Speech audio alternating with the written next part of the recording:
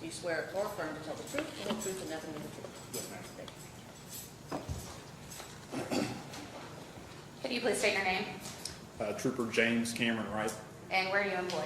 Kentucky State Police, Post 4, Elizabethtown. Okay. What's your job there? Road unit, trooper, work the road basically. How long have you been in law enforcement? 4 years. Has all of that been with the state police? Yes. Okay. Talk to me a little bit. Well, tell me first, where are you from?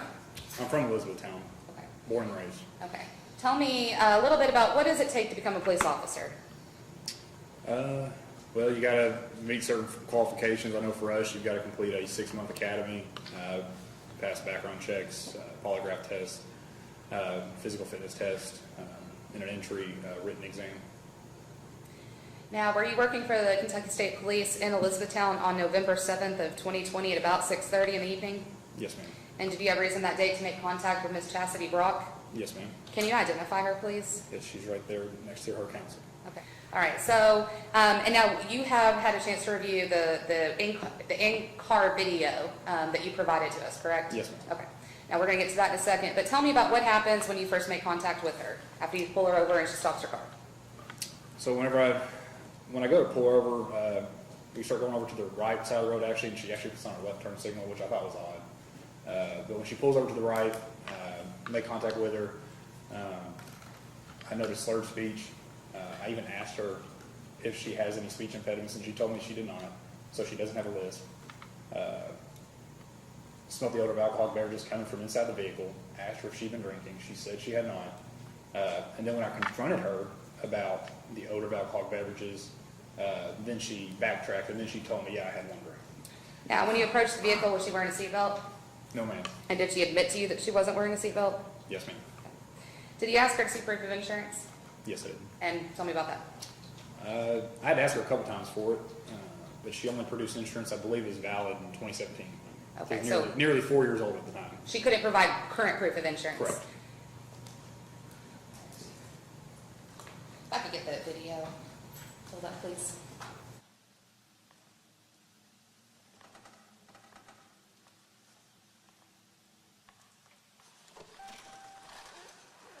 Be honest with me, okay, ma'am? Yes, sir. I'm gonna ask you one more time. How much have you had to drink tonight? I had a drink on the way down here. Okay. Let me ask you another question. Yes, sir. Do you have any type of speech impediments, anything No, like that? no, Okay. sir, I don't. You're slurring the words very badly. Okay. Is it just one drink? Yes, sir. Okay. Judging off your slurred speech, or okay. Well, nervous. You didn't know anything about me while you were driving, and you're driving forward. Okay.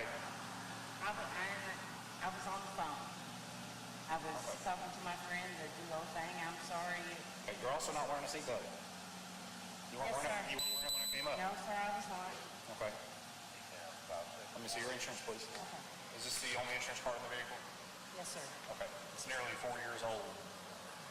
Well, 2017. I mean, I know it's insured. I mean, I don't know.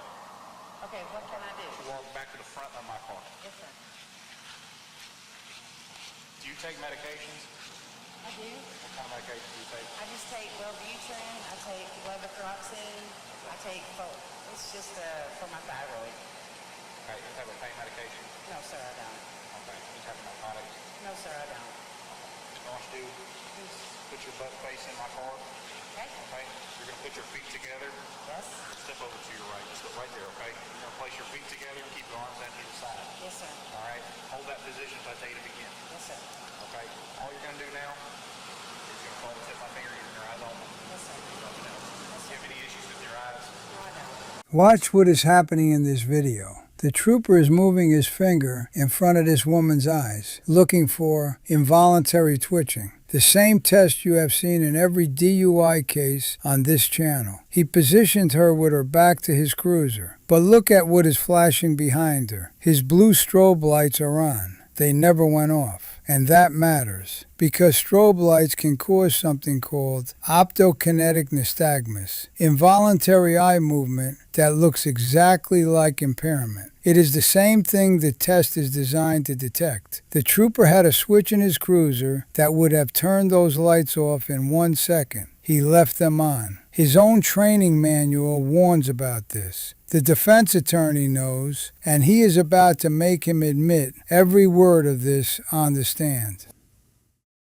Still smell this odor of alcohol beverages coming off you and be strong. Okay? Yes, sir. So you are going to be under arrest for DUI. You ever had a DUI before? About 20-something years ago. Okay. I need you to place your hands together like a friend. Okay?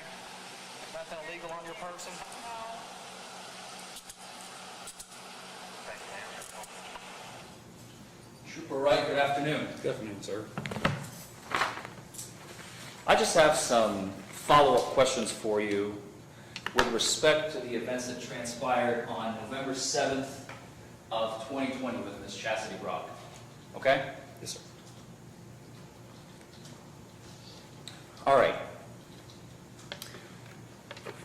Now, first things first, I think one of my most burning questions about this whole interaction when I first got this case, this is 7.5, give or take, months since the start of the pandemic, correct? I'm not sure when it actually started, but probably, yeah. Around March, does that sound Yeah, about right, December. of 2020? Right. And this is November Yes. of 2020. Yes, sir. Even the booking photo that was passed around that the jurors got to see of Ms. Brock that evening, even she has a mask kind of hanging off her neck, Right. right? You were not wearing a mask that night. Correct.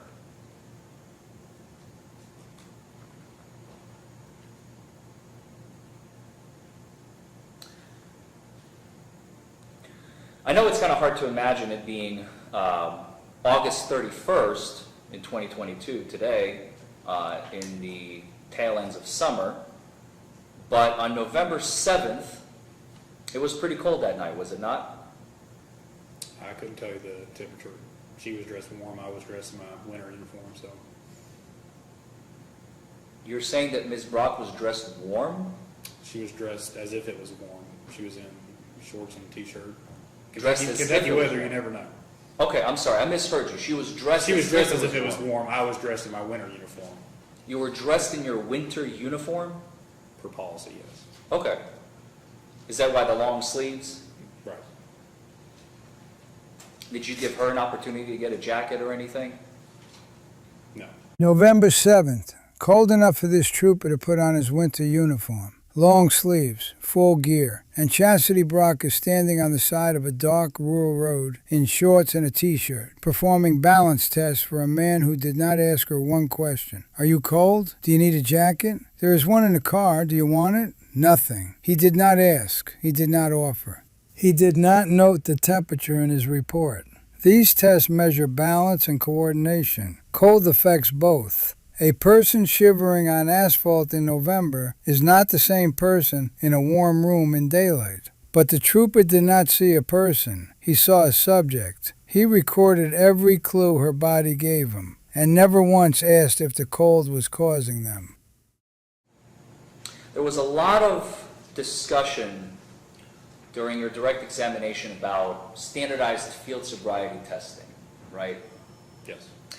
And you talked about how important it is to follow the training promulgated by what we like to call in the profession NHTSA, but it actually stands for, it's the NHTSA, the National Highway Traffic and Safety Administration, right? Yes.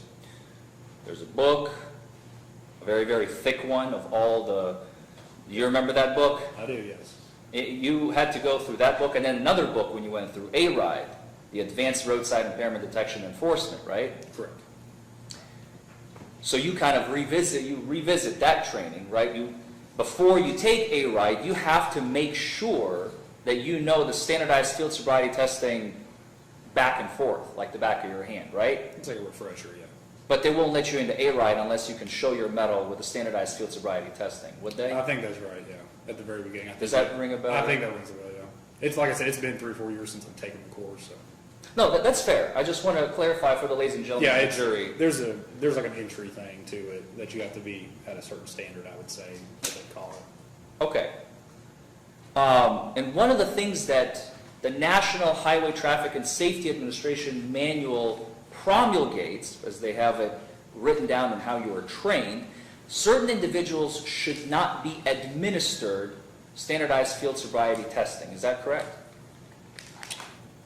What do you mean by certain individuals? Like, People over the age of 65, for example, correct? I believe the manual says that the results are skewed a little bit if they're over 65. Doesn't mean you cannot put them through field sobriety, but they're not, I would say they're as reliable. So the results could be compromised, I believe is what the manual says. Does that ring a I bell? don't know the exact word, but I know that they're not as concrete, I would say, as if 20, 30-year-old person. Not as reliable, using a word that you Yeah, said. that'd be, yeah, I believe the language in the manual, and please correct me if I'm wrong, I read it a while back. There's a section that says, if the standardized field sobriety tests are not performed in accordance with the standards in this manual, the results of the tests may be compromised. Does that ring a bell? if you're telling me that's what it says, then I'll take your word for it. I can't correct you because I don't know the exact Okay, language. all right, fair enough. But we both agree that it's, if not that language, the reliability is put into question of the results of the tests, That's of fair. course, right? That's fair. And one of this group of individuals that should not be administered these tests because the results may be compromised is anybody that is 50 or more pounds overweight. Do you remember that? I remember there is something in there about weight yet. I just don't know those specifics on that. He does not know the specifics. That is what this trooper just said about his own training manual. The manual that governs every sobriety test he gives, every arrest he makes, every time he stands in a courtroom and asks a jury to trust his judgment. The manual says, in writing, do not use these tests on anyone 50 or more pounds overweight. The results may be compromised. Chastity Brock is 5'1", 185 pounds. She falls into that category. And before the walk and turn even started, she told the trooper on camera that she has what she called squishy legs. Her thighs touch when she walks. He heard her. He did not stop. He did not note it. He scored her 7 out of 8. And when the defense attorney asked him about the manual's warning, his answer was, I remember there was something about weight. I just do not know the specifics. This is the man asking a jury to convict based on his training, and he cannot tell them what his training says. How tall and how much did Ms. Brock weigh on November 7th, 2020, the night of her arrest? Do you remember? I'd have to look at the citation to look at her statistics on there. Would it refresh your recollection if I showed you a copy of the citation? More than likely. If I may approach, Your Honor? Yes. I have a much larger copy, but... That's fine. This is the 2-page copy of the citation of Ms. Brock on the night of her arrest, correct? Yes. This is the copy we received from the Commonwealth. It's not as polished as the Commonwealth's copy, since they kind of squish 2 pages together under one, the 2 pages of your citation. Can you find on there, I believe it's on the top right-hand side, her height and her weight? And could you tell us what that is to the jury? I'm just going off how I see it on here. It looks like it's 5'8", 155. 5'8", 150. Mine's more clear over there. And I apologize, my copy is just a little, there we go. This is much more legible. Thank you. 5'5", 185. Did you say 5'5", 5'5", 185? 185. Yes, sir. Okay, if I may approach, Your Honor? Yes. Does that refresh your recollection of that night? I mean, I don't really try to look too much into someone's weight, but if that's what it was, and that's what it was. I'm not asking if you tried to insult Ms. Brock or not. I'm simply asking you, did you follow procedure when you filled out the citation, you filled out the details of her height and weight, yes or no? The citation will either be correlating with what she's told me she weighs or what her driver's license would say. Okay, I'm not just making up a weight and putting it on there, if that makes sense. I would sure hope not. It's kind of awkward to ask, especially a woman about the weight. I understand, I don't and wanna- it's something we have to talk about Right. because the validity of these tests could be I compromised. understand that, I can't tell you how I came to 185. It was either her telling me it was 185 or off her driver's license telling me 185, I don't know. Do you remember before she began the walk and turn test, I couldn't make it out exactly, but she said something about her thighs touch as she walks. Do you remember that? Squishy legs? Squishy legs? Yeah. I think that's what she said she had. Okay. She said that, and we heard that on video, I believe. I think she right? said it once or twice, yeah. Okay.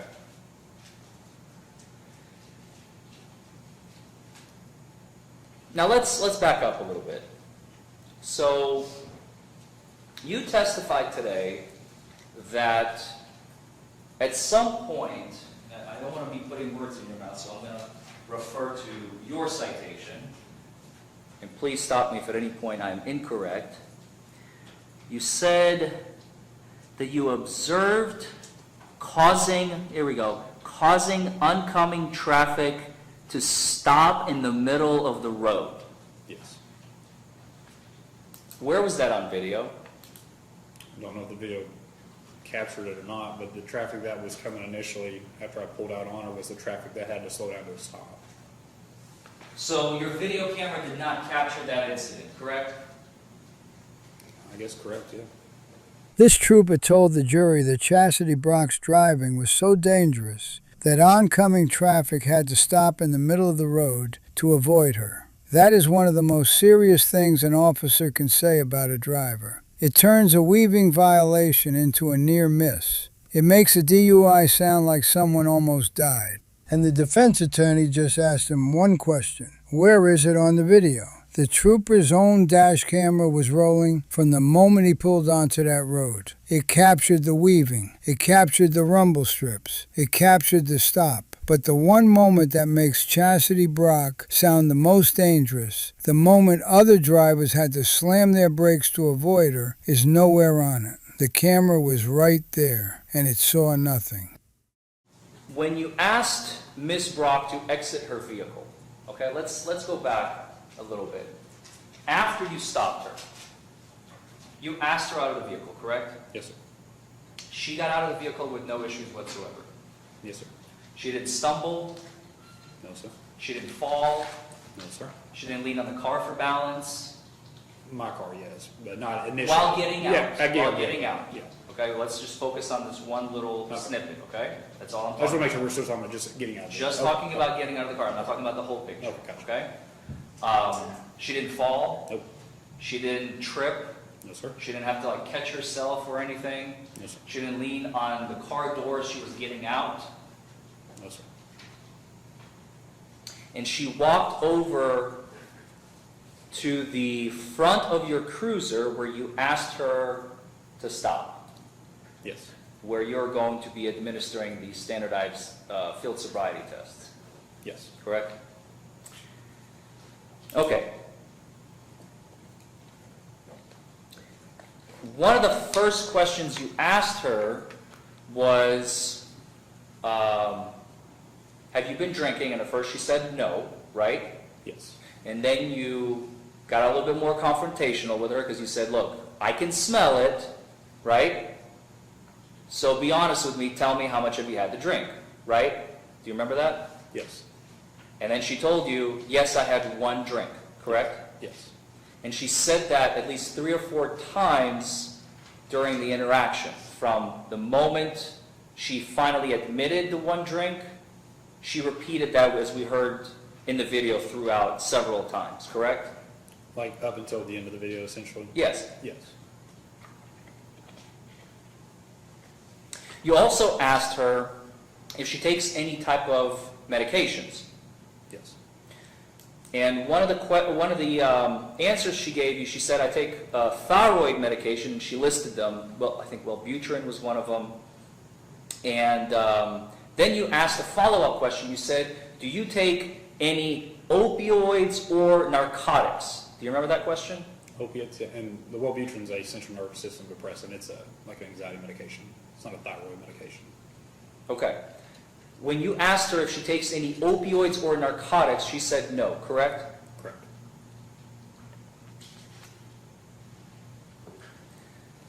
After you administered the standardized field sobriety tests and she was placed under arrest, there is a moment where you ask her to give you the phone number of her aunt. Do you remember that? Yes.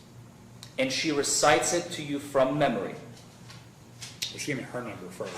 Then she gave me a number. First, she gave you her number because Yes. she wasn't sure what you were asking, right? I don't know what she was thinking. Fair enough. And then she gave you her aunt's number, Yes, Aunt Betty. with whom you spoke to on the phone. Yes. The video that we watched is the dash camera video of your police cruiser in this case, correct? Yes, sir. You do not wear a body camera. We do not have body cameras, so no, I do not. You did not wear a body camera that night. Kentucky State Police does not have body cameras. I have like an audio pack that goes on my belt, which is why you can hear me outside the car. But we have no dash cam or body cameras. Does that make sense? It does. I guess what I'm asking is, because I don't want you to speculate on the stand, because you know your testimony is under oath, right? Yes. And you can tell us with absolute 100% certainty of all, how many posts do we have in Kentucky? 12, 13? 16. 16, thank you. 16 posts. How many troopers is that? Do you know? Pretty understaffed. I would say around 700, 800 maybe. 700, 800 active Kentucky State Police troopers. At the moment, yeah. At the moment. I'd say about around 700. Well, road units, maybe less. What about in November of 2020, since I want to talk about the date of the incident? Objection to relevancy. Well, Your Honor, he has testified that Kentucky State Police troopers do not wear body cams. I just want to make sure if he's speculating or if he actually knows for a fact that every single of these 700, 800 troopers does not have a body camera, personally. I think that still is irrelevant to, the question is, did he have one that day? And he's obviously said he did not have one. That we have in-car video and that's it. I think that's answered the question appropriately. I think it is asked and answered. I can move on. I'll move on, Your Honor. Thank you. You said that you had your blue strobe lights going at the time that you administered the horizontal gaze nystagmus. Am I remembering that correctly? Yes, sir. Do you have a switch in your cruiser that would turn those lights off? Yes. There it is. The trooper just confirmed under oath that he had a switch to kill the strobe lights. One switch, 1 second, and the single biggest contamination risk to his eye test disappears. He did not flip it. He left those lights flashing behind the woman whose eyes he was testing for involuntary movement. His own training manual, the same manual he says he cannot remember the specifics of, warns that strobes cause the exact eye response this test is designed to detect. He knew the risk. He had the fix. He chose not to use it. 6 clues on that test, and the jury will never know how many of them came from alcohol and how many came from blue lights flashing in the dark. What happens if you flip that switch into the off position? Then my blue lights go off. You could have done that in this case, and you did not do that, correct? Yes, but I'm not turning my blue lights off on the side of the road. That's not safe.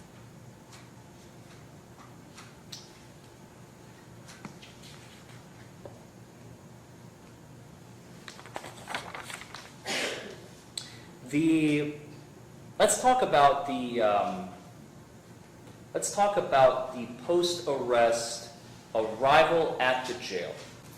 Since you testified that you did not have a body camera, and we have not received any video after this current video has stopped, I imagine that there is no video preservation of your interaction with the registered nurse Courtney. I don't know if the jail has video. Okay. Were you present in the room when Ms. Brock's blood was drawn from her vein? With 100% certainty, I can't tell you if I was or not. I'm 99 times out of 100 I am. But in this case, I couldn't tell you with 100% certainty. No, so you don't remember? I don't recall, no. You don't recall whether or not you were present when Ms. Brock's blood was taken? Correct. Did you bring the blood kit to the jail nurse? Yes. Or did she have a kit of her own? No, we supply the blood kits. I keep them in the trunk, and that's just where I get them from, my trunk, and I take them inside. And there are portions on this blood kit, since it's being used for official government purposes, right?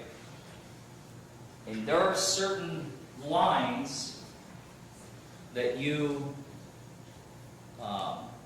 fill out. Does this look familiar, officer? Or, excuse me, Trooper Wright? Can I move over there? Yeah, please, if you would, come on up so you can read it. Can you all see this? I know it's a little small. Yes. Does that, do you recognize, is this your handwriting? This is your handwriting on the left in the black pen. Scroll down a little bit. I wanted to ascertain the top of it because it doesn't all fit on one screen. So you see where it says date blood was drawn. We have the date of the incident at the top, right, November 7th of 2020 at 6:33. The county is Hardin. Again, we have the investigating officer, department, which is Kentucky State Police, the facility where it was drawn, HCDC, what does that stand for? Hardin County Detention Center. The jail. Yes. Drawn by Courtney. Yes. Case, or this is the citation number for this particular citation that you drafted in this case, right? You did not write that, so I'm not going to ask you a question about it. We have some information redacted here for privacy purposes. And then you have to check the appropriate blocks, right? Yes, sir. What are you testing for? Alcohol and drug screens specified, Yes. right? And then we have something called a chain of possession, Yes. and that is completely blank. Yes. The defense attorney just put the blood kit on the screen for the jury. This is the official government document, the one that is supposed to track every hand that touches the evidence from the moment it leaves a person's vein to the moment it reaches the lab. Who drew it, who held it, who sealed it, who transported it. Chain of possession. It is the backbone of every blood test in every courtroom in this country. And on this form for this case, that section is completely blank. No names, no signatures, no timestamps, nothing. And the trooper who sealed the kit and dropped it in a mailbox just told this court he cannot say with 100% certainty whether he was even in the room when the blood was drawn. This is the evidence the Commonwealth is asking 12 people to convict on. A blood result with no chain of custody, taken by a nurse no one can confirm was supervised, sealed by a trooper who does not remember being there. Were you the one to put the vials back into the box, or was Yes. it Courtney? I seal it up and everything, yes. So you touch the vials as you put them into the box? No, the nurse usually lays them in the styrofoam container, and then I just put the lid on top and then seal it and then put it in the bag. Okay. I try not to touch the vials just because usually there's blood or some type of cleaning solution or something on there. Okay.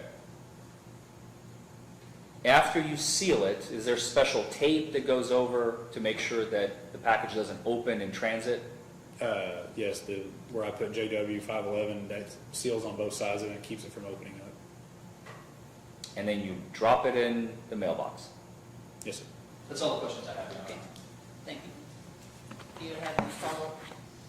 Ms. Weir? No, Your Honor, not. No, Your Honor, not at this time. Okay, sir, you may step down, and we are going to take a break.